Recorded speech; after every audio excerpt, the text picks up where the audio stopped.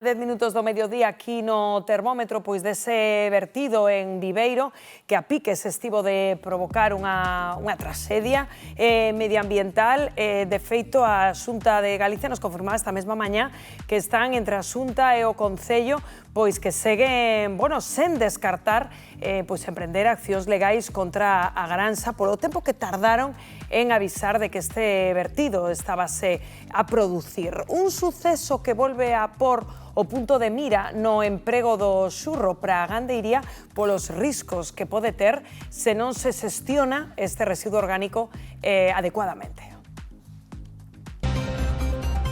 Un verquido de xurro deixou Viveiro sen suministración de auga potable a semana pasada. A balsa dunha granxa de porcos rebentou e liberou 1 millón de litros deste residuo gandeiro ao río Landro, do que bebe a Vila Mariña. Motivo polo que durante varios días os veciños quedaron sen auga potable na casa. Pero non é a primeira vez que acontece algo similar en Galicia. A xestión do xurro é un dos puntos máis conflitivos da gandaría.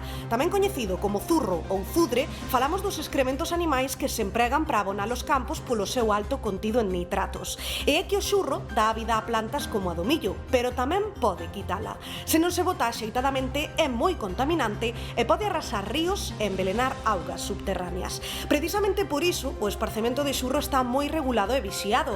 Hai que cumprir unha serie de obrigas para evitar multas de milleiros de euros ou incluso a perda das axudas da política agraria común.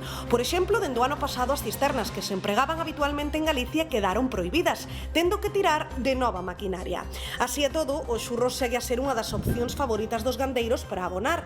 É natural, económico e supón dar unha vida aos refugallos gandeiros. Bueno, pois imos a ver, se lles parece, creo que é un absoluto contraste con isto que estábamos a ver en Viveiro. Un exemplo, creo, Óscar, pois de boa xestión deste residuo. Atopámolo en Mazaricos, compañeiro. Amigos, pura innovación a que temos aquí en Mazaricos. Xa vedes aí o que temos xurro, amigos, e temos aquí un auténtico experto. Alejandro, estás facendo unha nova forma de facer xurro, que é xurro en bolas, que creo que é máis orgánico. Contame un pouco. Sí, bueno, mira, aquí o que estamos facendo é lidiando un pouco co exceso de xurro para dar resposta ao problema de contaminación, por exceso de nitratos. Entón, o que facemos é tratamos tanto o esterco para o xurro. E o xurro pois granulámolo porque para así permítenos capturar a fracción orgánica máis facilmente degradable, o que chamamos lábil. Isto, pois permite restablecer o suelo como un sumiñeiro de carbono, que os microbios volvan a actuar e obter grandes rendementos na finca.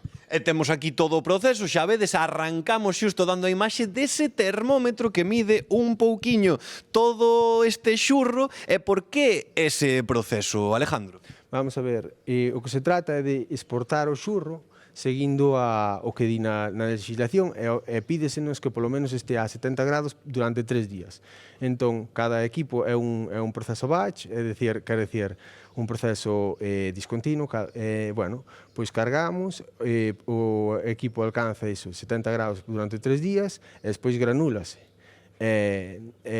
Nese proceso de termocompostaxe tamén capturamos os gases, para así ese nitróxeno amoniacal poderíase recircular á granxa, que é o que se nos exixe na legislación. Pois moitísimo máis ecolóxico, evidentemente. Aí vedes, amigos, as bolas, e que son perfectas, boliñas perfectas que saen despois de todo este proceso que nos explicaba Alejandro. Porque aquí témolo, pero non o temos en bolas, verdade, Alejandro? Efectivamente, mirar, aquí o que as bolas, como xe dixen, é importante porque nos permite aproveitar máis, capturar a fracción máis facilmente fermentable, o lábil. Pero neste caso fixouse con esterco, e o esterco pois non ten esa materia orgánica en suspensión, que é facilmente fermentable. Entón, poderíamoslo deixar así, non necesariamente temos que poñer en bolas para reducir a superficie e reducir as emisións que se capturarían no condensador que temos ao outro lado do equipo. Mi madriña, amigos, ojalá tivéramos aquí un Alejandro en todas as ganaderías do mundo, porque estás aquí montando un sistema maravilloso. E xa vedes, amigo, eu quero que vexades antes de que marchemos outra vez